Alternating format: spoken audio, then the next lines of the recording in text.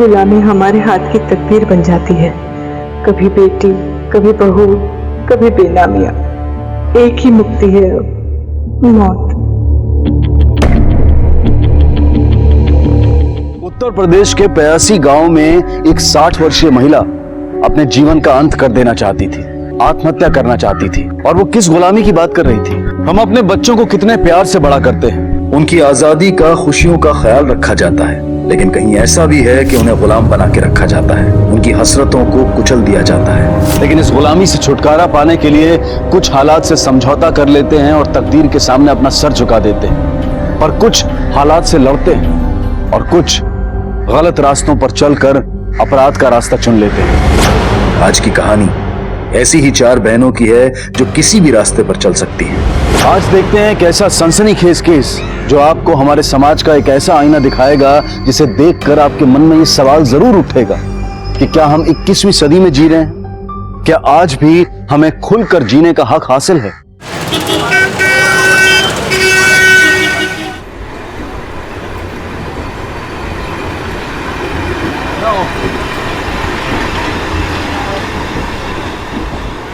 ये लो बिटिया, 1000 रुपया, अब तक का हिसाब क्लियर।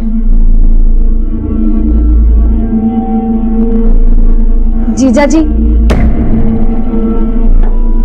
वो इंदू जी रास्ते में मिली थी, ये टिफिन देने को बोला है। हाँ तो माथा पे रख दो, रखो ना वहां पे। भैया छोड़ दो हमको, कुसुम, बंद कर दरवाजा। कब से पी कर रही है, दिमाग फटने लगा है। सुनो, अरे कितना अंतर है बताओ हमारी कुसुम और बिमला में। ये देखो, ये हंसती रहती है, वो रोती रहती है। दीदी, हमको 300 रुपया मिलेगा, वो कॉलेज का फीस देना है।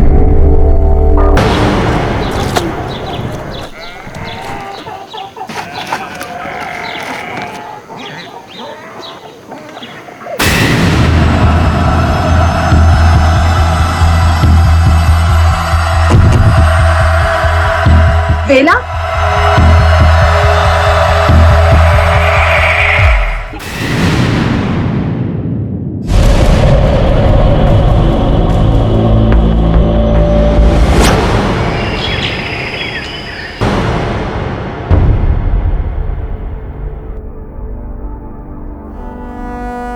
ठीक से बैठ। ओलंपिक से लेकर पढ़ाई लिखाई और देश के हर क्षेत्र में महिलाओं ने अपना जादू बिखेर रखा है और पुरुषों के साथ कंधे से कंधा मिलाकर वो देश का नाम और भी रोशन कर सकती है। आज हमारे स्टूडेंट महिला बाबूजी, रात से घर ना आए, हमें बहुत चिंता हो रही है इनकी। वो पंकज जो है पुराना पियक्कड़ है, पड़ा हुआ कहीं नाले में पी के। ठीक से पकड़, एक काम कैसे ढंग से नहीं होता। आपको टीवी की पड़ी है, यहाँ हमारे पति गायब है, आप हमें साथ आए ना चल सकते? ये ना गठिया हुआ है, इनको दिमाग खराब नहीं हुआ है। इतने दर्द में 12 किलोमीटर जाएंगे तेरे साथ थाने? आपके ना कोई दर्द वर्द ना है, अच्छे से जानते हैं हम सब। आप हमारे साथ जाना ही ना चाहते। पति खोया है उसका। ए कुसुम्बा, जा जरा तू तो चली जा हिंदू के साथ थाने।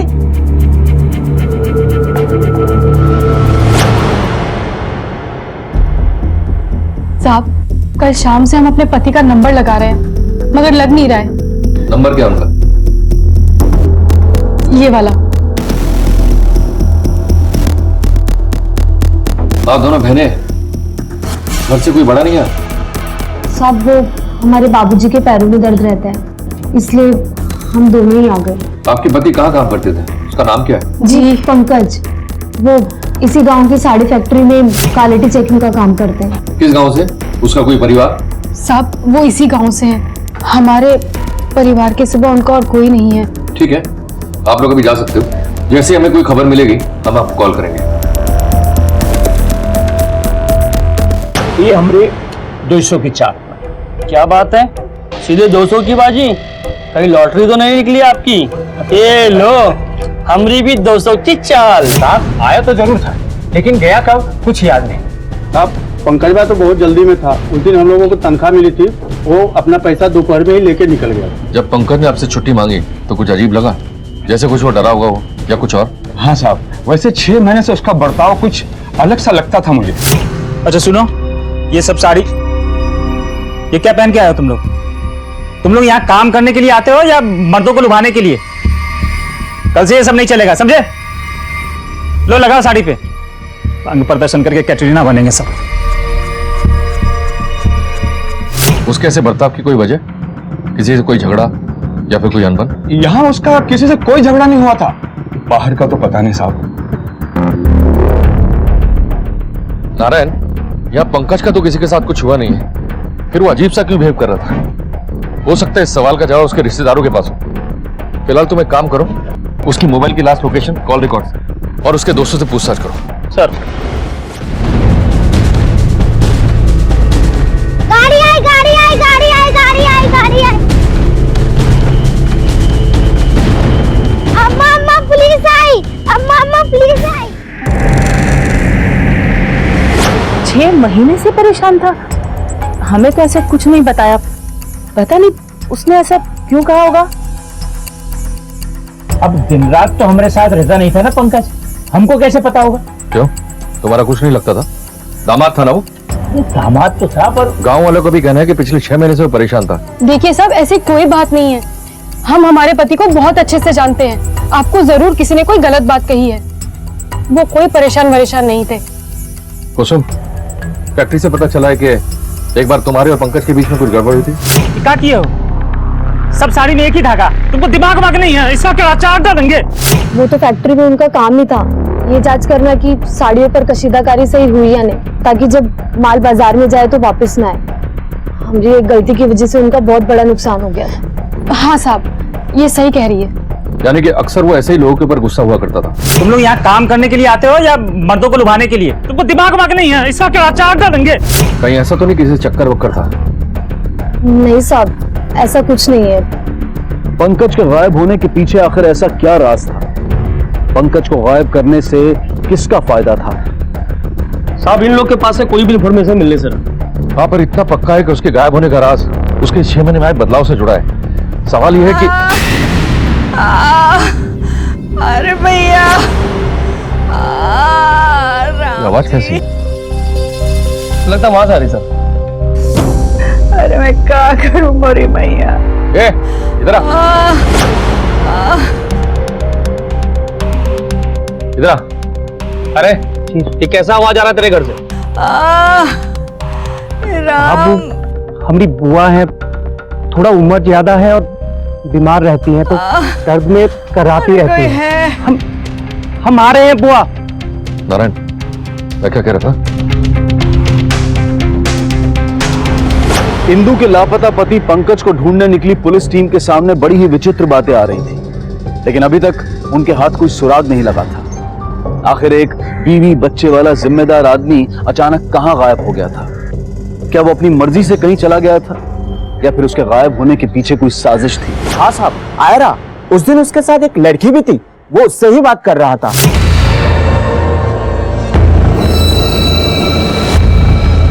लड़की? हाँ साहब। स्केच बनवा सकते हो? हाँ साहब। सर, चाय वाले ने स्केच बनवाया। काम करते हैं, पंकज के रिश्तेदारों और गांव वालों से पता करते हैं। क्या आप इस लड़की को जानते हैं? इसे पंकज के साथ देखा गया था।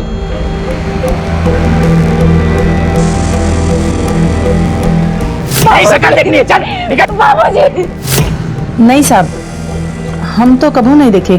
कौन है ये? पंकज 3 मार्च को फैक्ट्री से निकलने के बाद इससे मिला था। साहब, हम भी लड़की को नहीं जानते। और पंकज का कुछ पता चला? अभी तो नहीं पता चला है, पता लग जाएगा। जैसे कुछ पता लगेगा हम आपको बताएंगे। चलो। अरे भैया, ये आवाज फिर से कैसी आ रही है? सब कुछ ठीक है ना? ठीक है साहब, बुढ़ापे की मार है, सह नहीं पा रही। दवाई का वक्त हो गया है, दवाई देंगे तो ठीक हो जाएगी। राम, सर, हाँ। गांव में सब लोगों से पूछा, लेकिन कोई भी इस लड़की को जानता नहीं है। हो सकता है ये लड़की इस गांव की ना हो। एक काम करो, आसपास के जितने भी गांव हैं, उन सबके थानों में फोटो सर्कुलेट करवा दो। कहीं ना कहीं तो कोई सुराग मिलेगा। सर, चलो। क्यों बेला को उसी के घर वालों ने दुत्कार कर भगा दिया था, और जब पुलिस ने बेला को पंकज के साथ देखने पर उसका स्केच बनवाकर परिवार वालों और गांव वालों से पूछताछ की तो सबने उसे पहचानने से इनकार कर दिया। आखिर क्यों? विमला को भी हर बार पुलिस की नजर से बचाया जा रहा था, और वही विमला दिन रात अपनी मौत की भीख क्यों मांग रही थी? और कुसुम को विमला किस बात के लिए चेतावनी दे रही थी? गांव वालों के बीच में ऐसा कौन सा राज था जिसे छिपाने में पूरा गांव एकजुट था? अरे तू काय सर पे नाच रही है? बैठ तो नहीं जाती शांति से? बाबूजी ऐसे कैसे शांति से बैठ जाए हम? हमें तो कुछ समझ में नहीं आ रहा कि बेला इनसे मिली कैसे?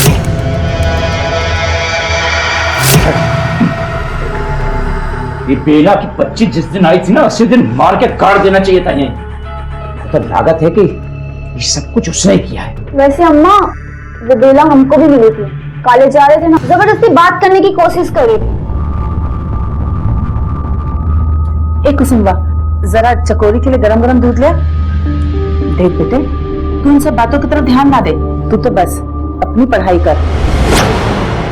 सर, भरोली थाने से खबर है। क्या खबर है? उन लोगों ने उस लड़के को स्पॉट किया जो पंकज से मिली थी। वहां के हवलदार उस पर नजर रखे हुए हैं। इससे पहले कि वो हाथ से निकले, चलो उसे पकड़ते हैं। सर,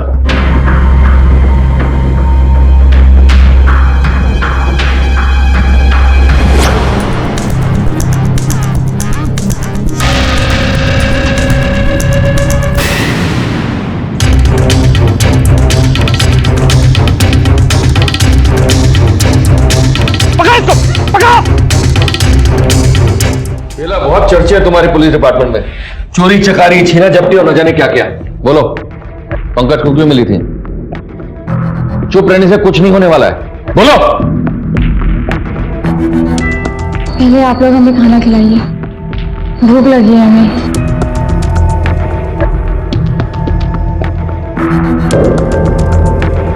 बोलो, पंकज को क्यों मिली थी? साहब, हम घर से भाग गए थे, फिर घर लौटा के चाहते थे, लेकिन घर वाले हमें अंदर नहीं ले रहे थे, इसलिए हमने सोचा कि इकलौते दामाद की उंगली पकड़ के हम घर में घुस जाएंगे। दामाद? हाँ साहब, जीजा है वो मेरे, इंदु के प्रति। इंदु हमारी बहन है साहब। बेला ने हमें बता दिया कि वो तुम्हारी बेटी है। इतना बड़ा सच छुपाने की वजह? हमें नहीं मालूम साहब कि उन्होंने आप लोगों से ये बात क्यों छिपाई। पंकज हमारे जीजा हैं और इंदु हमारी बहन है। कुसुम और चकोरी भी हमारी बहनें हैं। सारा गांव हमें जानता है साहब। तो तुम्हें घर में वापस क्यों नहीं लेते? उस कलमुही ने हमारी इज्जत मिट्टी में मिला दी थी। किस मुंह से कहते हैं कि वो हमारी बेटी है? पुलिस को गुमराह करना एक अपराध है, और बेला के बारे में हमसे झूठ बोलकर आपने वही अपराध किया है। हम गरीब लोग हैं साहब, और इस पूरी दुनिया में एक ही चीज हमको सबसे ज्यादा प्यारी है, वो है इज्जत। और झूठ बोलकर हम उसी इज्जत को बचाने की कोशिश कर रहे थे। वही बेला पता नहीं कहां कहां अपना मुंह काला करा के आई है, और अब अपने साथ हमारा नाम भी काला कर रही। गांव वाले दुख देखे हमारा, और इसीलिए हमारे साथ खड़े हैं।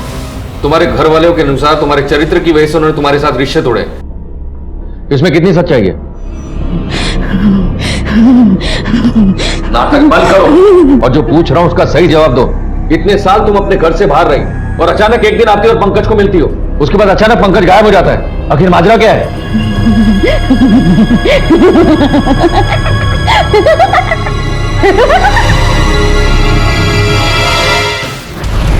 विमला की चेतावनी में ऐसा क्या राज था जो कुसुम को बेचैन कर देता था? क्यों वो बार बार चेतावनी देने की कोशिश कर रही थी? इतना तो तय था कि कई ऐसे राज थे जो छिपाए जा रहे थे।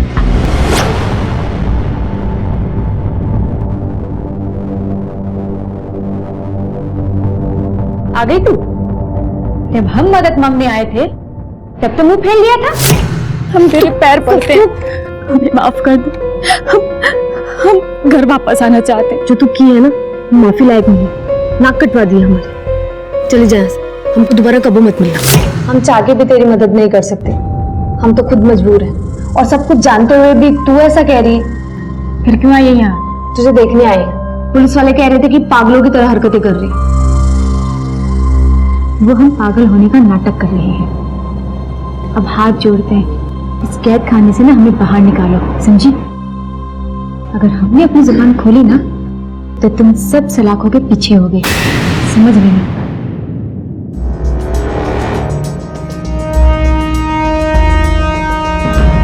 ठीक है, तुम्हारी बहन बेला को छोड़ रहे हैं।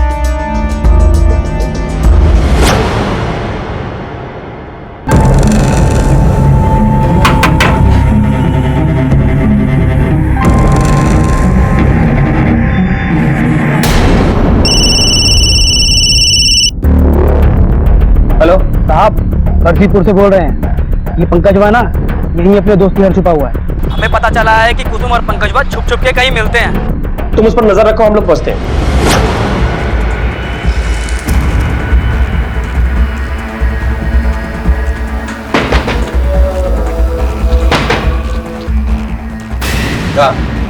सर हम कुछ नहीं कर रहे ना, लेके चलो उसको। ये क्या है, हमको बताइए तो पहले। सब तंग आके भाग गए थे वहां से। तू तो शादीशुदा था, साली के साथ चक्कर था, तू किस बात से तंग आ गया? सब कहने का बात है साहब। बिंदु और दूसरी तरफ कुसुम, लेकिन साहब धीरे धीरे मुसीबत बढ़ने लगा। दोनों बहन का ना नखरा बढ़ने लगा। वो जिद पे अड़ी हुई थी कि ज्यादा से ज्यादा टाइम हम उसके साथ बिताएं, और उधर कुसुम साहब उसका एक दिन में तो मन ही नहीं भरता था। एकदम जिद पे अड़ी हुई थी कि हमको हफ्ता में 2 बार मिले साहब। कैसे? देखिए जीजा जी, जब भी हम गएंगे आपको मिलना ही पड़ेगा। ये दोनों बहन के चक्कर में ना एकदम माथा ना भन्ना गया था, इसलिए भाग गए थे साहब। पंकज के हाथ लगते ही पुलिस को पंकज, इंदु और कुसुम के ट्रायंगल का खुलासा हुआ। पंकज का यह कहना था कि वो इंदु और कुसुम से छुटकारा चाहता था, जिसकी वजह से वो खुद ही भाग गया था। क्या वो सच कह रहा था? ऐसा लग रहा था कि इस केस के सारे तार अब सुलझ चुके हैं, और शायद इस केस में आई शांति एक और बड़े तूफान की शुरुआत थी। क्या कहा? कुसुम? वो तो खुद ही लापता है कल से। पहले पंकज गायब हुआ और अब वो आ गया तो कुसुम। क्या चल रहा है इस परिवार में? कहाँ गायब किया उसे? बहन के सुहाग पर डाका डाल रही थी। डायन भी साथ कर छोड़ के बाहर करती है। उसे कुछ मत कहिए। कुसुम ने कुछ नहीं किया साहब, हमें पहले से ही सब पता था। क्या? तुम्हें पता था कि कुसुम का तुम्हारे पति के साथ संबंध है? हाँ। तुम्हें क्या लगता है जो हमने सुना वो सच है और इसलिए कुसुम भाग गई? भाग गई? हमरी बला से भाग गई या फिर इसके पीछे कुछ और है, ये हम पता कर ही लेंगे।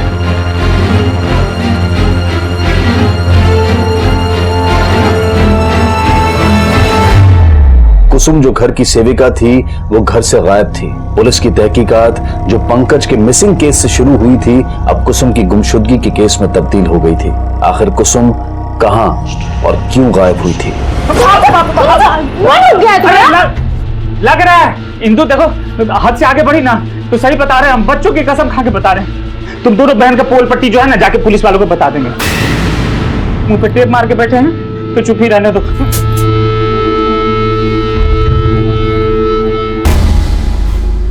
नारायण, कोई तो ऐसी बात है जो सामने नहीं आ रही। एक काम करो, इंदु और पंकज पर नजर रखो। सर ये कहीं वही बुढ़िया तो नहीं है जो जिसकी आवाज इस घर से आती है? एक मिनट, क्या हुआ इन्हें? अब क्या कहें साहब, पहले तो बीमार रहा करती थी, अब नहाते हुए गिर गई तो कलाई में चोट आ गई। वही मरहम पट्टी करवा के आ रहे हैं, देखिए ठीक हो जाए। चलो बुआ। नारायण, मुझे लग रहा है कि ये लोग कुछ छुपा रहे हैं। नहाते वक्त अगर कोई गिरेगा तो सिर्फ कलाई में कैसे चोट लगेगी, और भी कहीं चोट लगनी चाहिए। और लोग बता रहे थे कि कुसुम का इस औरत से कुछ ज्यादा ही लगाव हो गया। ऐसा तो नहीं कि कुसुम भी इनके साथ मिली हो? सर हो सकता है कुसुम अंदर ही हो। चलो चल के देखते हैं आखिर चल क्या रहा है इस घर में।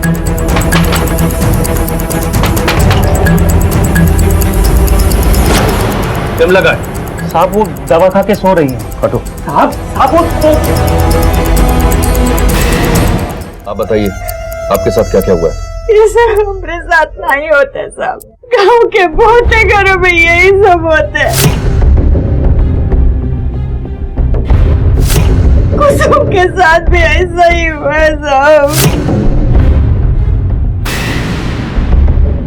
बिना डरे हमें सब कुछ बताइए। साहब, इस गांव की एक प्रथा है, हर घर से एक लड़की चुनी जाती है जिंदगी भर सेविका बनने के लिए साहब। सेविका? घर से जो भी लड़की चुनी जाती है उसे घर का सेवा चाकरी करना होता है पूरे जिंदगी भर। उसको अपने मन से न शादी करने का हक है न घर बसाने का। ये प्रथा उन लोगों ने शुरू की थी जिनके घरों में कोई औरतें नहीं थी देखभाल करने के लिए, और वक्त के साथ लोगों ने इस प्रथा की शक्लें बदल दी साहब, शक्लें बदल दी। बलराज के घर में भी 5 बेटियां हैं साहब, जिनमें से एक को चुना जाना था सेविका बनने के लिए। सेविका बनने के लिए कुसुम को चुना गया था। अच्छा ये बताइए, इस बात का फैसला कैसे होता है कि सेविका कौन होगी? हर घर में चुनाव का तरीका अलग अलग होता है साहब।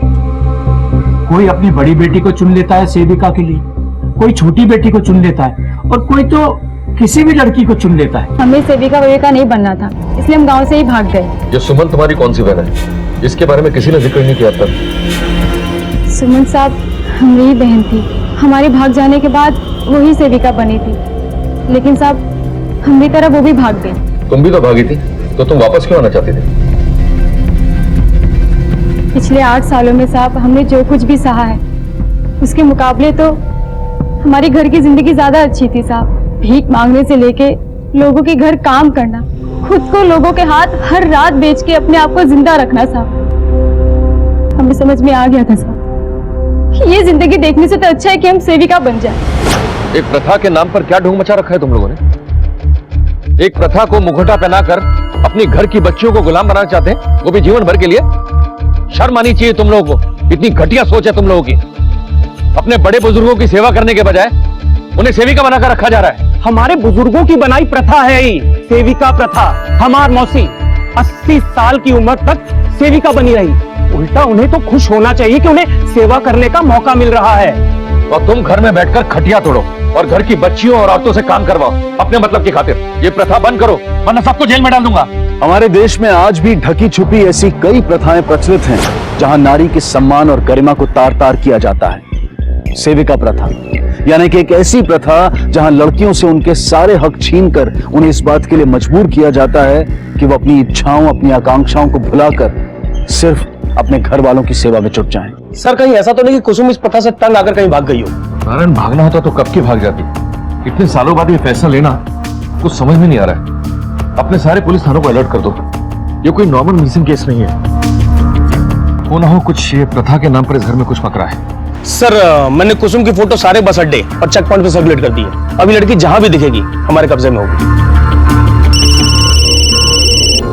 हेलो, ठीक है सर, कुसुम को पता चल गया है, वो माधोपुर में देखी गई है।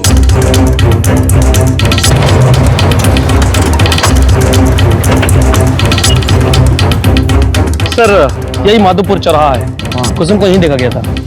पूछताछ करो आगे भाई। सर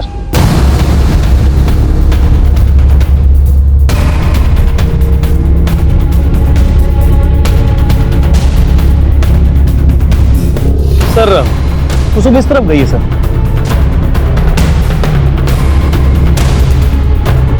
नारायण, आसपास देखो कहीं यही सुराग मिले शायद कुसुम का।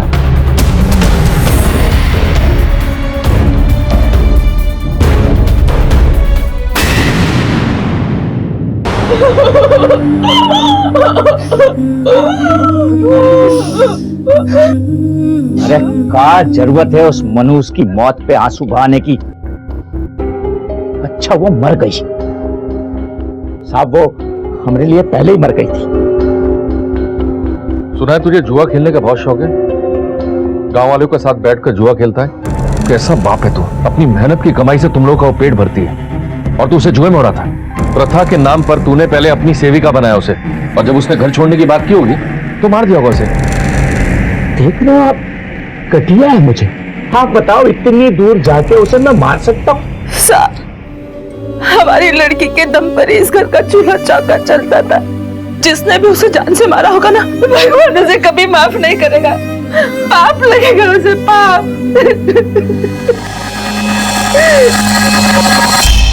साहब हम क्यों अपनी बहन को मारेंगे?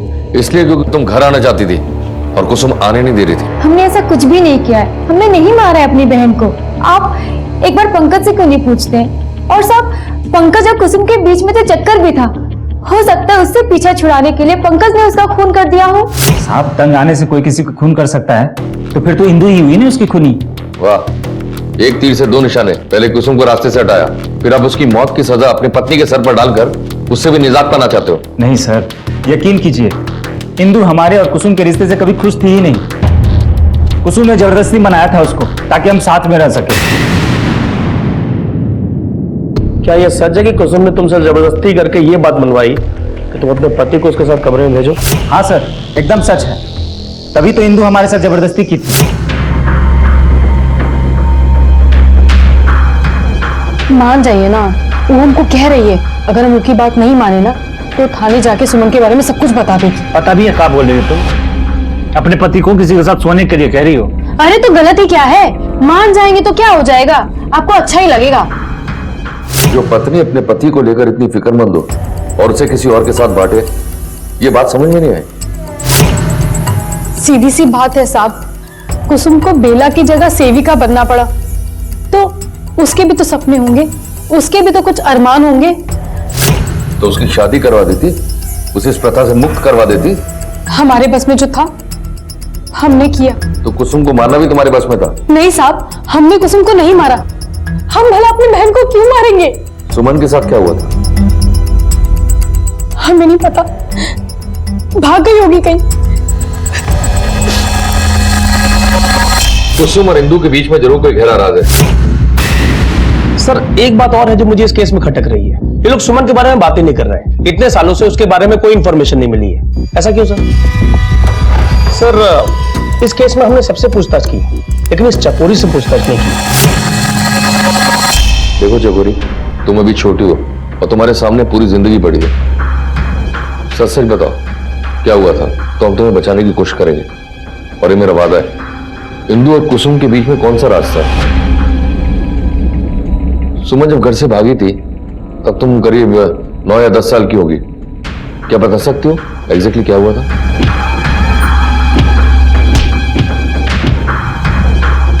सुमन के साथ क्या हुआ था? हमें नहीं पता, भाग गई होगी कहीं। कुसुम और इंदु के बीच में जरूर कोई गहरा राज है।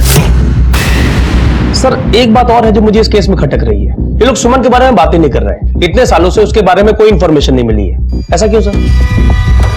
सर इस केस में हमने सबसे पूछताछ की लेकिन इस चकोरी से पूछताछ नहीं की। देखो चकोरी, तुम अभी छोटी हो और तुम्हारे सामने पूरी जिंदगी पड़ी है। सच सच बताओ क्या हुआ था, तो हम तुम्हें बचाने की कोशिश करेंगे। और ये मेरा वादा है, इंदु और कुसुम के बीच में कौन सा रास्ता है? सुमन जब घर से भागी थी तब तुम करीब 9 या 10 साल की होगी। क्या बता सकती हो एग्जैक्टली क्या हुआ था?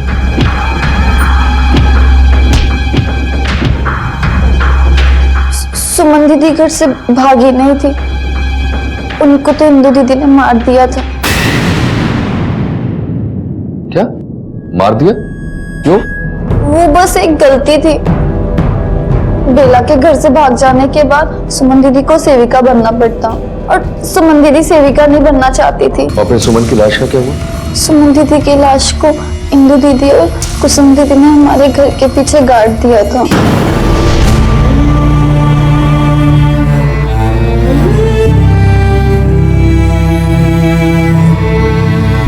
इंदु जी, तुम्हारा काला चिट्टा खुल चुका है। बेहतर है कि तुम अपना मुंह खोल दो। साहब ये सच है कि हमने ही सुमन को मारा, लेकिन हमने उसे जानबूझ के नहीं मारा और कुसुम ने इसी बात का फायदा उठाया। वो सेविका बनने के लिए तो तैयार हो गई, लेकिन हमारा पारिवारिक जीवन देखकर उसके मन में दुनियादारी का नाक फुनकारे मारने लगा और उसने हमें धमकी दी अगर हमने अपना पति उसके साथ नहीं बांटा तो वो आके आपको सब कुछ सच सच बता देगी। तो इन सब से तंग आकर तुमने कुसुम को मार दिया? नहीं, हमने कुसुम को नहीं मारा साहब, तो मैंने यकीन कीजिए साहब, हमने कुसुम को नहीं मारा। सर मैंने सबकी इंफॉर्मेशन अच्छे से वेरीफाई कर ली है। सर उस दिन चकोरी कॉलेज में थी और इंदु बच्चों के साथ स्कूल में। और पंकज हत्या वाले दिन वो कहाँ था? सर पंकज उस दिन कारखाने गया था अपनी नौकरी वापस मांगने। मैंने मैनेजर से कंफर्म किया है। सर बेला भी उस दिन घर पे थी और बलराज अपने दोस्त के साथ अस्पताल गया था आर्थराइटिस का चेकअप कराने के लिए। सर इन सब में एक ऐसा शख्स है जिसकी इंफॉर्मेशन मेल नहीं खाती। कौन है वो? हम इस गांव के नहीं थे साहब, इसलिए इस गांव की प्रथा परंपरा उसमें हमारी कोई बात मायने नहीं रखती थी साहब। बस जैसा भी माहौल था हम ढलते गए, वक्त भी बीतता गया साहब। और फिर एक दिन चकोरिया ने हमें बताया कि कुसुम भाग रही है। अम्मा कहाँ हो गई चकोरी? अम्मा कुसुमा दीदी घर से भाग गई है। हमको बहुत डर लग रहा है, हमको सेविका नहीं बनना है। ये क्या कह रही है तू? फिक्र मत कर, हम देखते हैं। हमारे पूरे घर की बर्बादी इसी प्रथा की वजह से हुई है साहब। हमारी बिटिया सुमन वो पहले ही मर गई, बेला भी घर से भाग गई, इंदु का भी जैसे तैसे हमने ब्याह किया। अब हम ये नहीं चाहते थे कि चकोरी की जिंदगी भी इस प्रथा के आगे बलि चढ़ जाए, इसीलिए हमने कुसुम का पीछा किया साहब। ए कुसुम रुक ना, तू भाग रही है। अम्मा हम तंग आ चुके हैं, हमको नहीं रहना इस घुटन भरे माहौल में, जहाँ एक पत्नी का सुख सिर्फ कुछ ही पलों के लिए मिले, जो भी भीख में।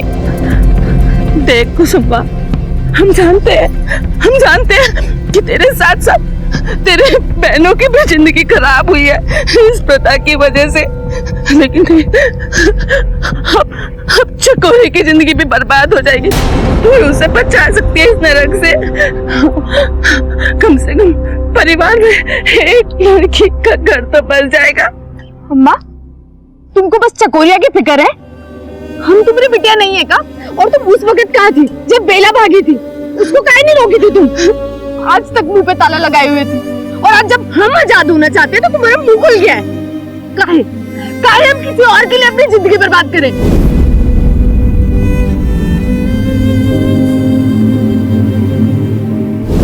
अब तक तो भागने वाले नहीं थे, लेकिन अब जरूर भागेंगे। हमको रोकने की कोशिश भी की ना तो ठीक नहीं होगा। और रही बात चकोरिया की, अब उसी को बनाओ सेविका, निभाओ प्रथा। और हमें तो ये नहीं समझ में आ रहा साहब कि इस पाप के दोषी हम हैं या ये प्रथा है साहब। बहन के हाथों बहन की हत्या, माँ के हाथों बेटी की हत्या, वजह एक ऐसी घिनौनी प्रथा को निभाने की कोशिश जिसका ना तो कोई मूल है और ना ही कोई हकीकत। बचपन से ही लड़कियां अपने पति, अपने नए घर, अपने नए बनने वाले रिश्तों को लेकर सपने सजोती हैं, और जब इन्हीं सपनों को तोड़ दिया जाए, उनकी इच्छाओं को रौंद दिया जाए, तो कुछ इसे अपना नसीब मानकर सहन कर लेती हैं और कुछ अपने तरीके से उनका हल निकालती हैं। लेकिन दोनों ही सूरतों में उनके जज्बात कुचले जाते हैं। वक्त आ गया है कि हम इंसानों द्वारा बनाई गई इन स्वार्थी प्रथाओं को जड़ से उखाड़ कर फेंकें और दुनिया के साथ कदम से कदम मिलाकर आगे बढ़ें। इसी सोच के साथ अब मैं अनूप सोनी आपसे विदा लेता हूं। फिर मुलाकात होगी अगले एपिसोड में जुर्म की एक और कहानी के साथ। तब तक अपना और अपने परिवार का ख्याल रखें और देखते रहें क्राइम पेट्रोल डायल 100। सबक एक को, सीख हम सबको। जय हिंद। ये गई क्वीन। अभी देख कवर कवर कवर, ये गया साला। भाई क्या खेल रहा है? ए बद्री, दो चाय लेके आ रहे। ए शकील भाई, ए रुक ले, भागो, पुलिस आ रही, भागो। ए भाग सलीम, भाग, रुक।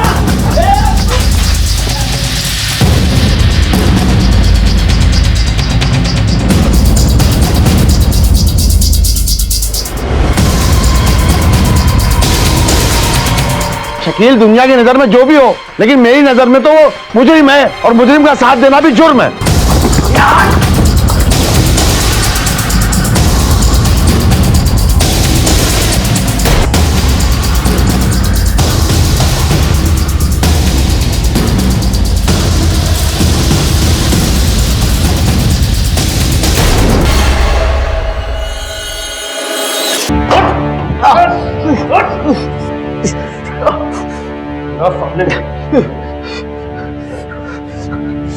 वसीम को क्यों मारा? मैंने वसीम को नहीं मारा। देख, सच बोलने की सिवा तेरे पास कोई चारा नहीं है, बोल। जब मैंने कुछ किया ही नहीं तो क्या बोलूं मैं? आपके पास कोई गवाह या सबूत है? सबूत चाहिए तुझे? साले सबूत भी है और गवाह भी है। तेरा बाप अल्ताफ मियां, उसने हमें बताया कि तूने वसीम को मारा। मैं जानता हूं शकील ने ही वसीम का कत्ल किया है। आप इतने दावे के साथ कैसे कह सकते हैं? क्योंकि मैं अपने बेटे शकील को बहुत अच्छी तरह से जानता हूं। उसके डर से मोहल्ले का कोई भी आदमी उसके खिलाफ गवाही नहीं देगा। मैं ये भी जानता हूँ दुनिया के लिए जो भी हो, पर मेरी नजर में वो मुजरिम है, कातिल। शकील वसीम को क्यों मारेगा? मेरी बेटी यानी शकील की बहन नफीसा, वसीम ने उसे छेड़ा था। बस इसी बात को लेकर दोनों में तू मैं हो गई और इसी गहमा गहमी में उसने उसे मार दिया। नहीं नहीं, मैं नहीं मानता। मेरे अब्बा ऐसा बोल ही नहीं सकते, और अगर उन्होंने ऐसा बोला भी है तो आप ये पता करो कि वो झूठ क्यों बोल रहा है।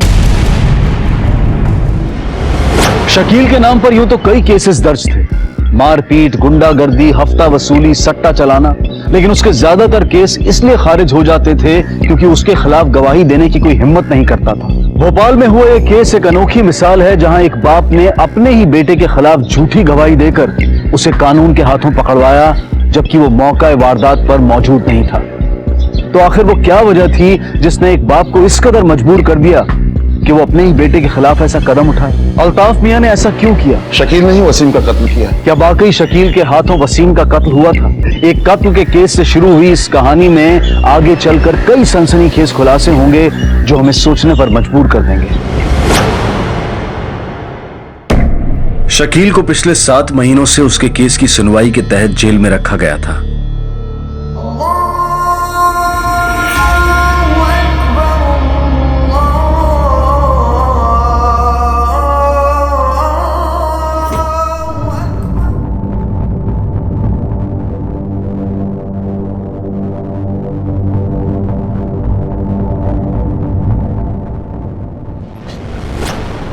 अरे वाह भाईजान, तो फाइनली जा रहे हैं।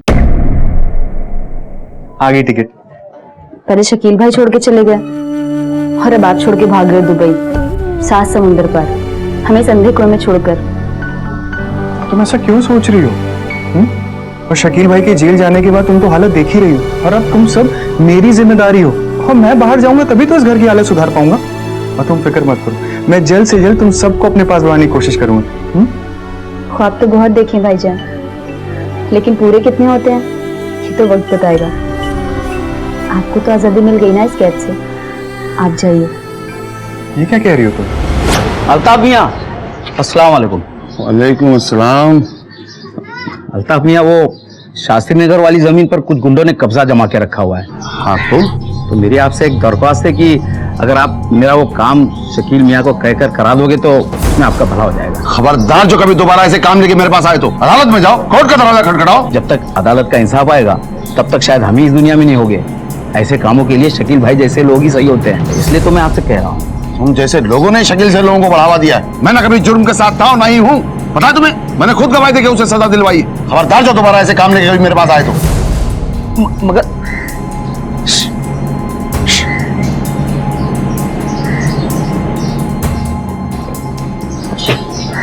शकील भाई का काम तो हम संभालते हैं, अब चचा के पास क्यों आ गए? अरे चलिए मेरे साथ चलिए। अरे मैं तो कहती हूँ कि दुबई मुंबई जाने की जरूरत ही क्या है? यहाँ काम और पैसे की कमी है क्या? मेरा बस चले ना तो मैं तो तुझे यहीं रोक लूं। अम्मी, कमी तो कोई नहीं है, लेकिन अब्बू चाहते हैं कि मैं नौकरी जरूर करूं। अरे तू और तेरे अब्बा, पहले उनकी बातें समझ में नहीं आती थी, अब मुझे तेरी बातें समझ में नहीं आती हैं। मेरा शकील होता ना तो कभी अपनी अम्मी की बात ना टालता। इसीलिए आज जेल में बैठा है वो। तुम्हारी बातें उसके दिमाग में बैठ गई थी। खुदा के वास्ते अपने शैतानी ख्यालात इन बच्चों के जहन में मत डालना। ये शकील नहीं है ना, इसलिए सबकी जुबान खुल गई है। अम्मी, मैं हूं ना आपका बेटा, हाँ? और आज से शकील भाई की सारी जिम्मेदारियां मैं खुद उठाऊंगा, आप फिक्र मत करो। तो मैं चलूं अम्मी? हाँ। कहाँ जा रही है? वो भी इस वक्त शाम को, और ये लिपा पोती करके, ना बुर्का ना हिजाब। अरे लड़कियों को खूबसूरत दिखने के लिए मेकअप करना पड़ता है, नहीं तो अच्छे रिश्ते कहाँ से आएंगे? और इस उम्र में नहीं करेगी तो कब करेगी? तुम्हें पता है तुम्हारी यही सोच इस घर को डुबा रही है। आपको भले ना हो, मुझे अपने बच्चों पर बहुत भरोसा है। तू जा बेटा, जल्दी आ जाइए। जी अम्मी। जा, अल्लाह हाफिज। अरे तू छोड़ ले, ये ले प्रेस कर देंगे। सच्ची शकील ने आपको देने को कहा है, शास्त्री नगर की जमीन के काम के लिए एडवांस है। ये शकील ही मेरा असली बेटा है, वहाँ जेल में बैठा हुआ है, पर देख अम्मी की कितनी फिक्र है उसे। ठीक है तू जा। ठीक है चाची, अल्लाह हाफिज। अल्लाह हाफिज।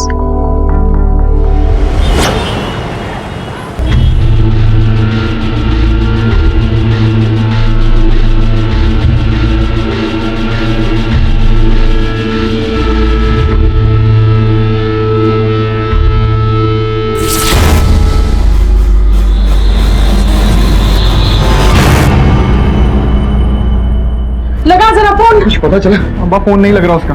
कहाँ चली गई? मुझे क्या पता, कह के गई थी सहेली क्या गई है, वापस आ जाएगी। और करो मनमानी। नफीसा घर से तो निकली थी लेकिन लौट कर नहीं आई। उसका फोन भी बंद आ रहा था। घर के सभी लोग परेशान होकर उसे ढूंढ रहे थे। इस परिवार ने सारी रात उसे हर जगह तलाश किया लेकिन उसका कोई सुराग हाथ नहीं लगा। ये मेरी बेटी नफीसा कल शाम से घर नहीं लौटी और सर उसका फोन भी स्विच ऑफ आ रहा है। अब ये बुरा मत मानिए लेकिन डायरेक्ट सवाल पूछता हूँ, किसी के साथ अफेयर था इसका? नहीं, ऐसा तो कुछ नहीं था। मेरी तो बात भी हुई थी उससे। उसने कहा वो सहेली क्या गई है और जल्दी लौट आएगी। कौन सहेली? कहाँ रहती है और नाम क्या है उसका? नाम तो नहीं मालूम। अल्ताफ भैया किसी पर शक है? शकील के बारे में तो आप जानते ही हैं। हो ना हो ये वसीम के भाई हारून का ही काम है। एक को देख लूंगा मैं। वही हमारे परिवार के पीछे पड़ा हुआ है। ठीक है, अभी आप लोग जाइए, हम लोग पता करते हैं। सर मेहरबानी करके मेरी बच्ची का पता लगाइए। सर लड़की 21 साल की है, पढ़ी लिखी। एक तरफ जहां शकील के कई दुश्मन हैं, वहीं ज्यादातर लोगों पर शकील का खौफ भी है। सर मुझे तो लगता है शकील के गैर मौजूदगी में कोई भी इस लड़की पर हाथ डाल सकता है। हो सकता है। जुर्म अपने दाग आसानी से नहीं छोड़ता। जुर्म अपनी कीमत किश्तों में वसूल करता है। परिवार के अलावा नफीसा किन लोगों से मेलजोल था पता करो, उसके कॉलेज और दोस्तों से बात करो, कॉल रिकॉर्ड निकालो, फोन की आखिरी लोकेशन क्या थी ये भी पता करो, हर पुलिस स्टेशन में उसके फोटो सर्कुलेट करो। और हाँ, इन्हें जिन पर शक है वो हारून। सर वसीम को मरे हुए 7 महीने हो गए। हारून इतना लंबा वेट क्यों किया? उसको कुछ करना होता तो बहुत पहले ही कर चुका होता। यही तो पता करना है। हो सकता है कि वो सही मौके की तलाश में और उसे वो मौका अब मिला हो। हारून से पूछताछ करो। Okay sir.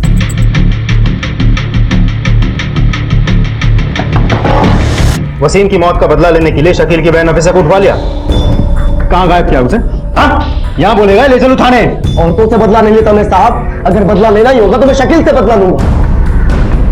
साहब हम नफीसा को क्यों उठवाएंगे? उस लड़की के सर पर इश्क का भूत सवार था।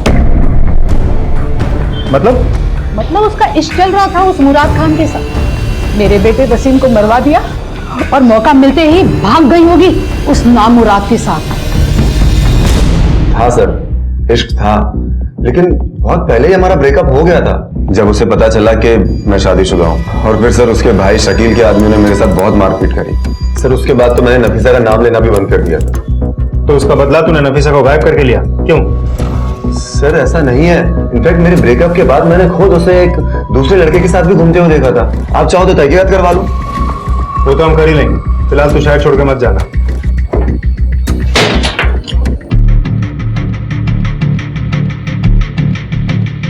सुनी, इस लड़की को देखा है कहीं? यही सर। हाँ साहब, मैंने देखा है। ये लड़की अक्सर मोशन फोटोग्राफर की दुकान पे आ जाया करती थी साहब। सर एक दिन नफीसा अपने कॉलेज की आईडी फोटो निकलवाने को आई थी और उसकी खूबसूरती से इंप्रेस होकर मैंने उसका फोटो शूट किया और उसको एक्टिंग में ट्राई करने को कहा। लेकिन वो अपने भाई शकील से बहुत डरती थी, इसलिए उसने एक्टिंग करने से मना कर दिया। नहीं, फोटो तो वो ठीक है, लेकिन एक्टिंग शकील भाईजान को पता चला तो मुझे जिंदा गाड़ देंगे। सर वैसे शकील के जेल जाने के बाद नफीसा दोबारा से एक्टिंग ट्राई करना चाहती है। कहीं ऐसा तो नहीं कि हीरोइन बनाने के चक्कर में तूने उसे मुंबई भेज दिया हो, या शकील के डर से वो कहीं चली गई हो और ये बात तूने किसी को ना बताई हो? अरे नहीं सर, ऐसा कुछ भी नहीं है। अगर ऐसा हुआ ना तो इस बार तेरी फोटो हम खींचेंगे, समझा? नफीसा और मुराद के अफेयर के बारे में पता चलने के बाद शकील ने मुराद को पीटा था। हो सकता है अपनी बहन को एक्टिंग में दिलचस्पी है, ये जानने के बाद शकील ने अपनी बहन के साथ भी ऐसा कुछ कर दिया। नफीसा के कॉल रिकॉर्ड्स आ गए? शाम तक मिल जाएगी सर। इस वक्त सारे लोग हमारे शक के दायरे में हैं। इस शकील से भी पूछताछ करनी पड़ेगी। क्या नफीसा गायब हो गई? हाँ, और तू सिर्फ इतना बता दे उसे तूने क्यों गायब किया और कहां गायब किया? मैं क्यों गायब करूंगा अपनी बहन को? मैं उसकी ज़हनी हालत समझ सकता हूँ। उसे ढंग के रिश्ते नहीं आ रहे थे और अम्मी ने किसी अधेड़ उम्र के प्रॉपर्टी डीलर उमैर शिराजी से उसकी शादी तय कर दी थी, जो नफीसा को बिल्कुल पसंद नहीं था। अम्मी अगर नफीसा को पसंद नहीं है तो रहने दो, और मिल जाएंगे रिश्ते। कहाँ से मिल जाएंगे? तू यहाँ जेल में बैठकर ढूंढेगा या वहाँ तेरे अब्बू मस्जिद में ढूंढेंगे? जवान लड़की घर में होती है तो उसकी फिक्र माँ को होती है, और अगर थोड़ा बहुत उम्र में बड़ा है तो ऐसा क्या हो गया? कम से कम ऐशो आराम तो है ना। अम्मी छोड़ो, खुदा के वास्ते नफीसा की खुशी के लिए जाने दो इस रिश्ते को। मुझे नफीसा की खुशी ज्यादा मायने रखती है। खान, इस उमेर और नफीसा के रिश्ते के बारे में घर वालों ने हमें कुछ बताया नहीं। सर ये उमेर रसूख वाला आदमी लगता है। हो सकता है शकील के मना करने के बाद इस उमेर ने ही नफीसा को गायब किया हो।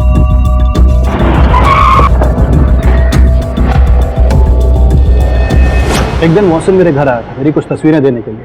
तभी अचानक मेरी नजर नफीसा की तस्वीरों पर पड़ी। एक मिनट, मोहसिन मियाँ। हाँ, ये कौन है मियाँ? ये अल्ताफ मियाँ और शबनम चाची की बेटी नफीसा है। वही बड़ी मस्जिद की गली वाले? हाँ वही। नफीसा मुझे भाग गई थी और मैंने रिश्ते के लिए पैगाम भी भिजवाया था उसकी अम्मी को, शबनम को। शबनम मान गई थी, लेकिन नफीसा और उसका भाई शकील वो इस रिश्ते के लिए राजी नहीं हुए। बाद में शबनम ने भी मना कर दिया, बात वहीं खत्म हो गई थी। तो ऐसा तो नहीं कि तुमने इसे अपने आन का मसला बना लिया और नफीसा को कहीं गायब कर दिया? कैसी बातें कर रहे हैं इंस्पेक्टर साहब? अगर गायब ही करना होता तो मैं रिश्ते की बात क्यों करता? और वैसे भी अकेली नफीसा नहीं है इस भोपाल में रिश्ते के लिए। अच्छा खासा कमाता हूँ, अच्छी इज्जत है मेरी। पैसों के दम पे ये कुछ भी कर सकता है, नजर रखना इस पर। Yes sir. नफीसा की last location MP Nagar area के बड़े मैदान के पास की दिखा रही है। कॉल रिकॉर्ड के मुताबिक नफीसा ने उस दिन मुराद, मोहसिन और शबनम के अलावा जरीना और निशात से भी बात की थी। सर जरीना नफीसा की सहेली है। जी सर, नफीसा से अक्सर मेरी बात हुआ करती थी और कल जब वो यहाँ आई थी तो बहुत ज्यादा परेशान भी थी, क्योंकि ना सर वो माँ बनने वाली थी। उसने सर मेरी बाजी से अपॉइंटमेंट भी लिया था अबॉर्शन के लिए। मेरी बाजी निशात वो गायना से है। सर नफीसा आई थी मेरे पास, उसने अबॉर्शन के बारे में भी मुझसे बात की। उसने जिक्र किया था कि बच्चा किसका है? नहीं सर, उसने कभी बताया भी नहीं और हमने जोर भी नहीं दिया। कहीं कुछ पता चला सर मेरी बेटी का? अल्ताफ मियाँ, बेटी का तो नहीं लेकिन बेटी के बारे में पता चला है। तुम्हारी बेटी प्रेग्नेंट है और अबॉर्शन के लिए उसने डॉक्टर से अपॉइंटमेंट भी ली। क्या आप लोग ये बात जानते थे? नहीं सर, इस बारे में मैंने तो कोई बात नहीं सुनी। ऐसा कैसे हो सकता है? अगर हमारी बेटी का किसी के साथ इश्क होता तो हमें भनक तो पड़ती। भनक पड़ भी जाती तो क्या कर लेते तुम? ये सब तुम्हारी शय का नतीजा। घर की बुनियादें तो पहले ही हिली हुई थी, अब बेटी की इज्जत भी तार तार हो गई। क्या मुंह दिखाएंगे दुनिया को? अब तक लापता नफीसा के बारे में एक बड़ी ही चौंका देने वाली बात सामने आई थी कि वो मां बनने वाली है। लेकिन सवाल यह था कि उसके पेट में पल रहा बच्चा आखिर है किसका? मुराद, मोहसिन, उमेर या फिर किसी और का? वो इस बच्चे को गिराना चाहती थी, पर आखिर वो गायब कहां हो गई थी? या फिर उसकी गुमशुदगी के पीछे कोई और ही वजह थी? वजह चाहे जो भी हो, पर इतना तो साफ था कि इस परिवार पर कई दुश्मनों की नजर थी। संदिग्धों की फेहरिस्त लंबी थी। अमीना, हारून, मुराद, मोहसिन, उमेर, यहां तक कि शकील भी शक के दायरे में था। तेरा और नफीसा का तो ब्रेकअप हुआ था, फिर उसने तुझे कॉल क्यों किया? कि ऐसा तो नहीं कि लड़कियों को घुमाते अब तू पुलिस वालों को भी घुमाने की सोच रहा है? देखिए सर, मैं सच कह रहा हूँ। मैं तो ये भी नहीं जानता था कि नफीसा प्रेग्नेंट थी। हमारे बीच में अफेयर था, लेकिन वो हमेशा शादी से हिचकिचाती रही और मैं हमेशा उससे शादी करना चाहता था सर। एक तो तू शादीशुदा है, दूसरा धोखेबाज, और अब झूठ भी बोल रहा है। तेरी बातों पे यकीन क्यों करें हम? सच बता दे, उसने तुझे फोन क्यों किया था? देखिए सर, मैंने उससे मिलने की बात कही थी और उसने मुझे फोन करके ये कहा कि आइंदा मैं उससे मिलने की कोशिश ना करूं। That's it. तू तो इंस्टॉलमेंट में सामने आ रहा है। तुम याद रखना, तेरा आखिरी इंस्टॉलमेंट इस जेल में ही खत्म होगा।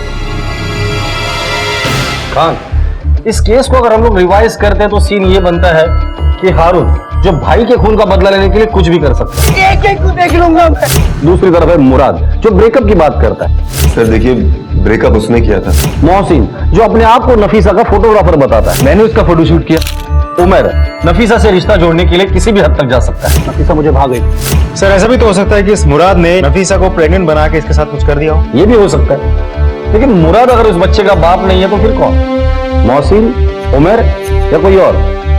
नफीसा प्रेग्नेंट थी लेकिन वो बच्चा गिराना चाहती थी। ऐसा भी तो हो सकता है कि बदनामी के डर से वो शहर छोड़कर भाग गई हो या खुदकुशी की हो, या ऐसा भी तो हो सकता है कि एक्टिंग में करियर बनाने के लिए वो मुंबई चली गई, या किसी ने नफीसा को मारकर गायब कर दिया हो। ये भी हो सकता है। खान, जितने भी खबरें सबको एक्टिवेट कर दो। नफीसा के बारे में मुझे डिटेल इंफॉर्मेशन चाहिए। Okay sir. कहीं नफीसा की गुमशुदगी वसीम के कत्ल से तो नहीं जुड़ी हुई थी, जिसका अब तक शकील ने इकबाल जुर्म नहीं किया था? क्या वाकई शकील ने वसीम का कत्ल किया था?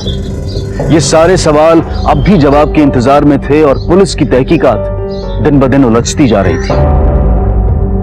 क्या रिहान?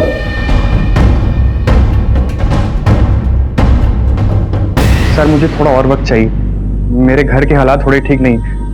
प्लीज टिकट आगे बढ़ा दीजिए। नहीं रेहान मियां, आपको तो जाना ही होगा, वरना जॉब निकल जाएगी हाथ से। सोच के बताओ मुझे थोड़ी देर में। ठीक। नहीं रेहान, ये हालात वहां चलते रहेंगे। कितनी मुश्किल से तो ये नौकरी मिली है, तू जा। अब्बा शकील भाई जेल में और नफीसा को कुछ पता नहीं, और ऐसे हालात में मैं आप सबको छोड़ के कैसे चला जाऊं? देख रेहान, ये सब सोचना तेरा काम नहीं है। मैं हूं ना, एक नई जिंदगी तेरा इंतजार कर रही है। तू जा। अब्बा मुझसे नहीं हो पाएगा, मेरे कदम उठेंगे ही नहीं। वैसे ही बहुत लोगों की नजर है हमारे घर पे। तू क्या कर लेगा इन सब में? तू क्या कह रहा है, मेरे तो कुछ समझ में नहीं आ रहा। अरे ठीक ही तो कह रहा है, घर में एक जिम्मेदार मर्द रहेगा तो अच्छा रहेगा। और ऐसा क्या कमा लेगा दुबई में जाकर? यहाँ पर शकील का धंधा संभाल लेगा, घर के बारे न्यारे हो जाएंगे, और वैसे भी घर से दूर भी नहीं जाना पड़ेगा। तुम्हारी इसी सोच की वजह से इस घर की बर्बादी हुई है। देख बेटा, तेरे यहाँ रहने ना रहने से कुछ भी नहीं बदलेगा। सोच क्या रहा है, चलने की तैयारी कर। अल्ताफ मियां, अस्सलाम वालेकुम। वालेकुम अस्सलाम। रेहान मियां, अब्बा सही कह रहे हैं। अरे भाई, दलदल से बाहर निकलो और अपनी उड़ान भरो। इतनी मेहनत और इतनी जी जान से कोशिश करने के बाद अगर पीछे हटोगे ना तो खाली हाथ रह जाओगे। पूरा घर छान मारो, बैग चेक करो। क्या हुआ इंस्पेक्टर साहब? पता चल जाएगा। क्या बात है सर, कुछ तो बताइए। अरे आप ऐसे कैसे घुस सकते हैं हमारे घर में? कैसे घुस सकते हैं ये भी पता चल जाएगा।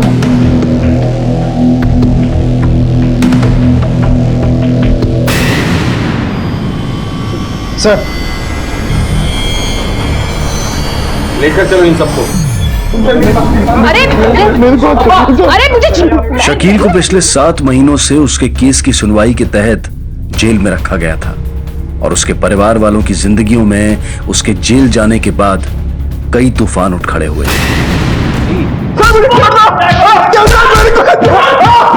बस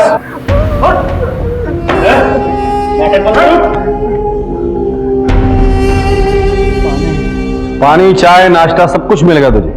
सिर्फ इतना बता दे, ड्रग के पैकेट तेरे पास कहां से आए, दुबई में तेरा क्या कनेक्शन है, और यहाँ किसके लिए काम करता है तू? मुझे कुछ नहीं पता सर। वो पैकेट शकील भाई ने अपने दोस्त इकबाल और सलीम के हाथ से भिजवाया, और उन्होंने कहा था ये शकील भाई का गिफ्ट है, दुबई जाके खोलो। और मैं कुछ नहीं जानता सर। शकील, अगर अपने भाई के साथ मिलकर तू नया कोई कारोबार शुरू कर रहा है तो इतना समझ ले, वो कारोबार तेरे भाई की जिंदगी बर्बाद करके रख देगा। भला इसी में सब कुछ सच सच बता दे।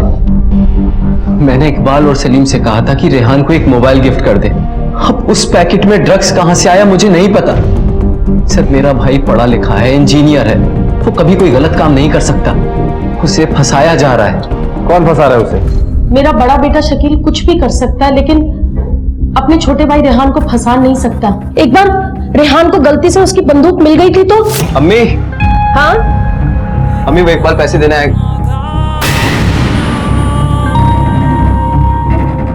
कहां से मिली तेरे को? हाँ भाईजान, ये रखी थी।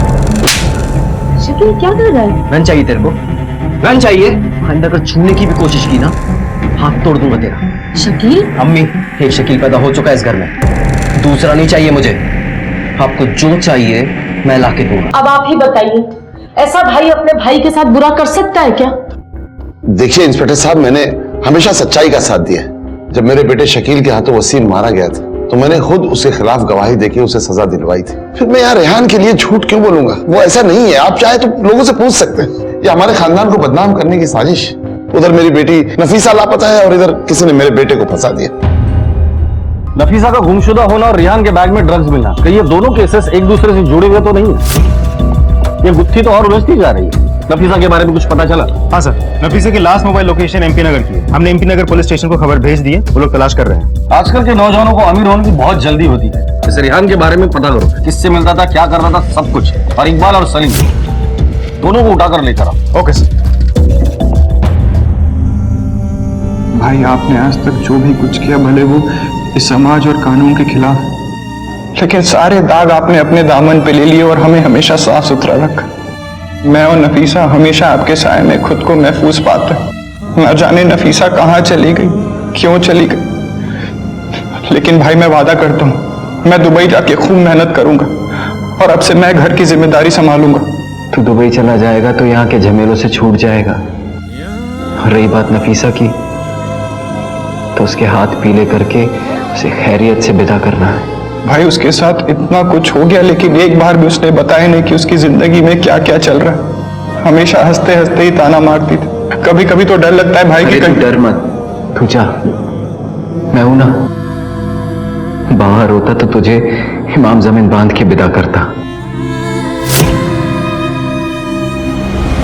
ये क्वीन मेरी है भाई, बड़ी। अरे क्या हुआ साहब? इकबाल चल। सब मैं झूठ नहीं बोल रहा था। सब वो पैकेट ना रेहान को दिया था, लेकिन साहब उसमें ड्रग्स कहाँ से? साहब हमें नहीं पता साहब। मोबाइल कहाँ से खरीदा था? साहब वो सलीम हरून की दुकान से लाया था साहब। फिर झूठ बोल रहे हो तुम लोग। सर, सारी बस्ती और आसपास के इलाकों में रेहान के बारे में पता करके देख लिया, रिकॉर्ड बिल्कुल क्लीन है।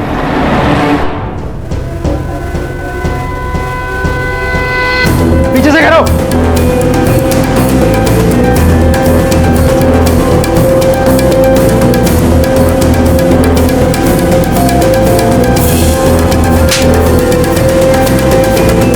चल तेरा रिचार्ज करते हैं स्टेशन में, चल। हाँ साहब, जब मुझे पता चला कि रेहान दुबई जा रहा है तो मुझसे बर्दाश्त नहीं हुआ साहब, और मुझे मेरे भाई की मौत का बदला लेना था साहब। एक तो उसने मेरे भाई को मार डाला और ऊपर से सलीम रेहान के लिए फोन खरीदने मेरे ही शॉप पे आया साहब। शाम को आ, मेरे गोडाउन में ना एक लेटेस्ट सा फोन पड़ा हुआ है। अच्छा, मैं लाके रखता हूँ। ठीक है, मैं शाम को आता हूँ। हाँ, ये अच्छा फोन है। कितने का है? 10,000। इसको पैक कर दो।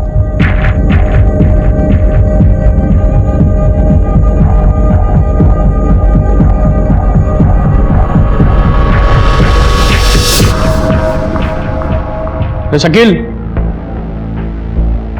तेरे घर से खबर आई है, तेरे भाई रियान को रिहा कर दिया गया है। किसी हारून ने उसे फंसाया था।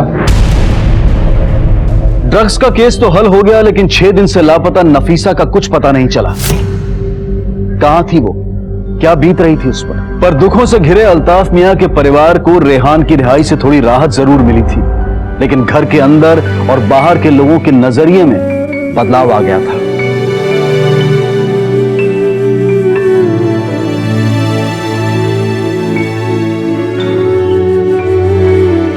आजा बेटी, चल चलो। अल्लाह का शुक्र, मेरा बेटा आ गया। कैसा है तू मेरे बेटे? मैं जानना चाहता हूँ कि क्या मांगती हो तुम दुआओं में? किस मुंह से खड़ी होती हो इबादत में? माँ की जिम्मेदारी समझती हो? तुम जैसी माँ है जिनकी वजह से आज नौजवान नस्लों का यह हाल है। अपने बच्चों का भला चाहना अगर गुनाह है तो मैं गुनहगार हूँ। शकील ने इस सारे घर की जिम्मेवारी ली। अपने छोटे भाई बहनों को वो एक बेहतर जिंदगी देना चाहता था और मैंने उसमें उसकी मदद करी, तो इसमें क्या गुनाह किया? गुनाह जिम्मेदार बनाने में नहीं है, गुनाह सही और गलत के फर्क को मिटाने में। हाँ हाँ, एक आप ही तो सही है, बाकी तो पूरी दुनिया गलत है। देखो शबनम, तुम बिला वजह मेरे मुंह में लगा करो। तो मैं आपके मुंह लग कहाँ रही हूँ?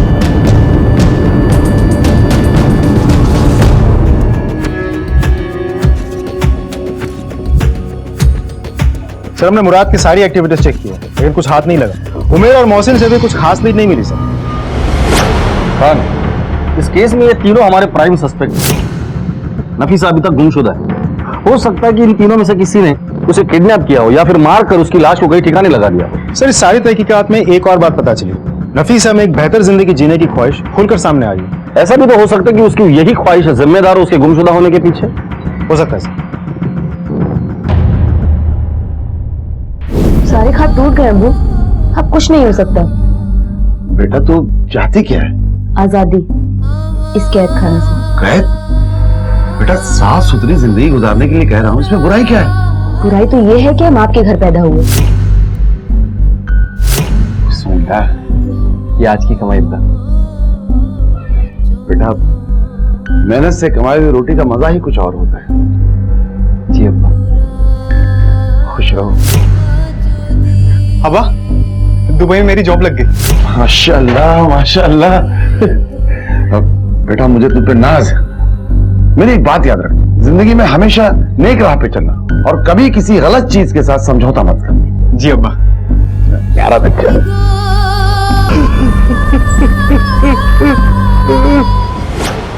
नजीब ये सामान दे दो। माफ करना अल्ताफ मियां, पहले ही इतना पैसा चढ़ चुका है। अरे भाई तो चुका देंगे। कहाँ से चुकाओगे अल्ताफ मियां? शकील जेल में है, रेहान का दुबई जाना रहा, और ना ही आपकी इतनी आमदनी है, कहाँ से चुकाओगे? माफ करो अल्ताफ मियां, माफ करो। अल्ताफ भाई, अल्ताफ भाई, रिजवान भाई, देखिए अल्ताफ भाई, आप बुरा मत मानिए, लेकिन पिछले दिनों जो कुछ भी आपके घर में हो रहा ना, उसके बाद मैं अपनी बेटी फरजाना का रिश्ता आपके बेटे रेहान से नहीं कर सकता। आप कहीं और लड़की देख लीजिए। ये आप क्या कह रहे हैं रिजवान भाई? रेहान बेकसूर है, इसलिए तो पुलिस ने उसे रिहा कर दिया। और रही बात नौकरी की, तो कोई दूसरी मिल जाएगी, इतने में ही जिंदगी खत्म तो नहीं हो जाती। लेकिन ये रिश्ता आप खत्म समझिए।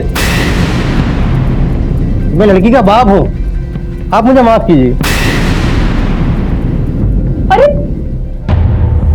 हिस्ट्री शीटर्स के लिए कानून से मिली सजा या उनके ऊपर लगा जुर्म का ठप्पा किसी तमगे से कम अहमियत नहीं रखता, लेकिन सीधे साधे और बेगुनाह लोगों के लिए एक छोटा सा हादसा भी उनकी जिंदगी बदलने की वजह बन सकता है।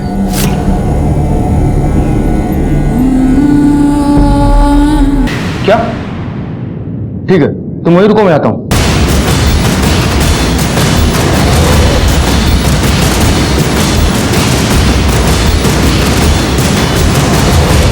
सर लास्ट इधर है।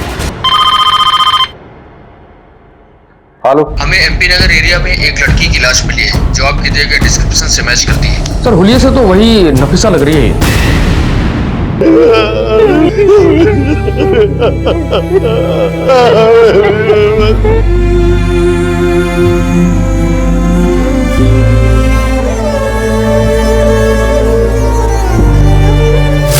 ये तेरे लिए गिफ्ट। मेरे लिए चूड़ियां। देखिए भाईजान, अभी तो मैं इन चूड़ियों से काम चला लूंगी, लेकिन जब आप दुबई से वापस आएंगे तो सोने की चूड़ियां लानी पड़ेंगी। पक्का? पक्का। नहीं साहब, मैंने कुछ नहीं किया। नहीं साहब, बंद कर इसको। अरे सर, नफीसा की पोस्टमार्टम रिपोर्ट, मौत की वजह दीवार से सर टकराने से ब्रेन हैमरेज होना बताया गया है। और दूसरी बात, मौत की वक्त नफीसा 2.5 महीने प्रेग्नेंट थी। गुमशुदगी वाली रात ही उसका मर्डर हुआ था। सर ये मुराद, मोहसिन और उमर तीनों को उठाकर लेकर और डीएनए टेस्ट करवा। उन्हें रिक्वेस्ट करो कि रिपोर्ट जल्द से जल्द हमें भेजे। खान, अब ये केस हम जल्द सॉल्व करेंगे। Okay sir.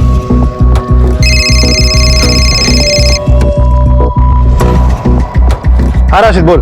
साहब, शकील के राइट हैंड इकबाल के बारे में एक बात पता चली है। 17 तारीख को वो नफीसा से मिला था। और हाँ साहब, सबसे जरूरी बात, अभी आपको वो सब्जी मंडी में मिलेगा। ठीक है, तू उस पर नजर रख, मैं पहुंचता हूँ।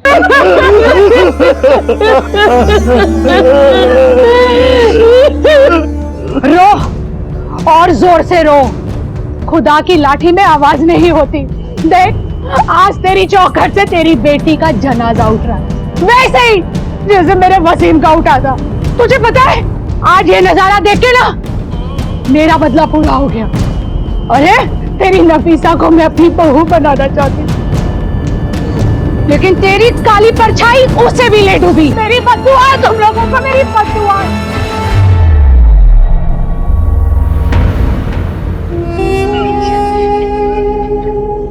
देख, तेरी लगाई आग में क्या क्या झुलस गया।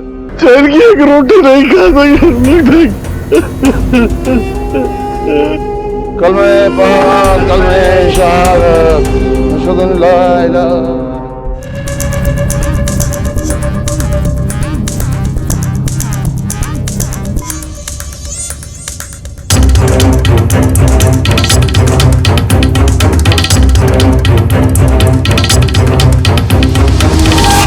हर छोटे बड़े अच्छे बुरे काम में तो शकील का साथ ही रहा है। 17 तारीख को नफीसा तुझसे भी मिली थी, क्यों?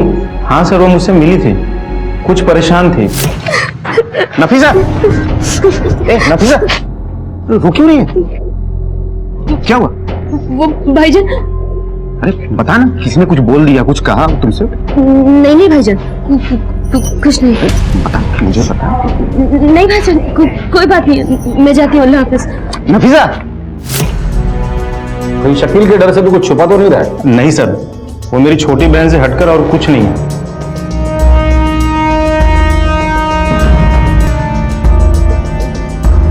ठीक है, जा तू। ठीक, सलाम।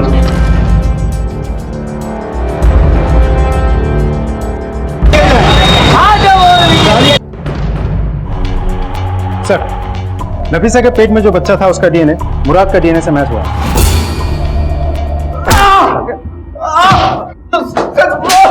सर सच बोलो सर। इस बार अगर झूठ बोला ना तो देख लेना। बोल।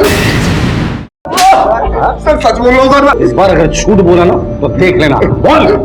सर मैंने आप लोगों से सच्चाई छुपाई थी, लेकिन वो इसलिए क्योंकि अगर मैं बता देता तो उसमें नफीसा की बदनामी हो जाती। सर उसके पेट में जो बच्चा पल रहा था वो मेरा ही था, और ये बात खुद नफीसा ने मुझे आके बताई थी, लेकिन तब तक उसे ये पता चल गया था कि मैं पहले से शादीशुदा हूँ।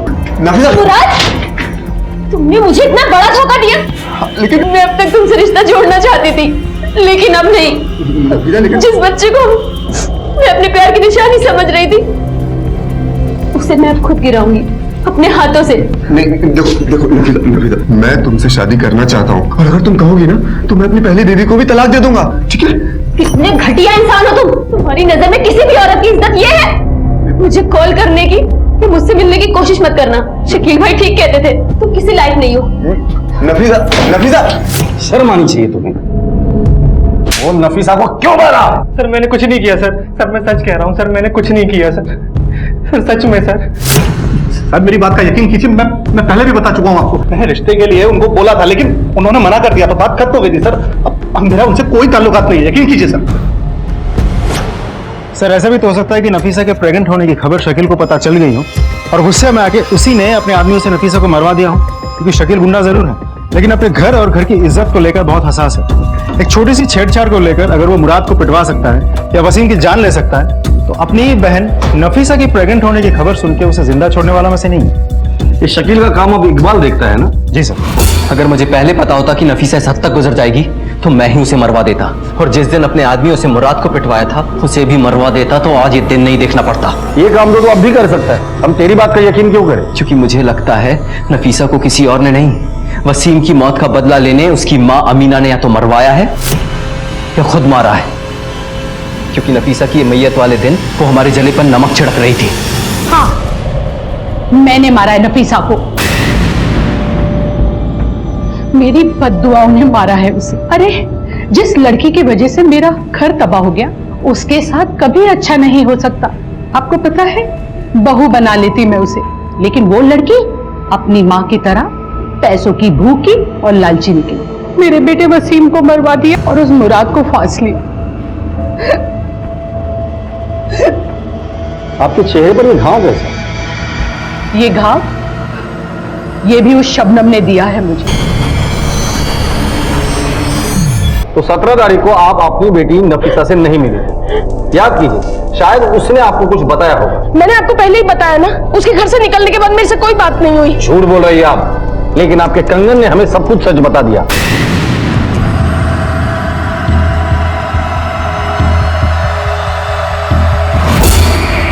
अब भी कुछ कहना है आपको? सच सच बताओ, नफीसा को क्यों मारा? मैंने नफीसा को एक दिन 2-4 बार उल्टी करते हुए देखा था।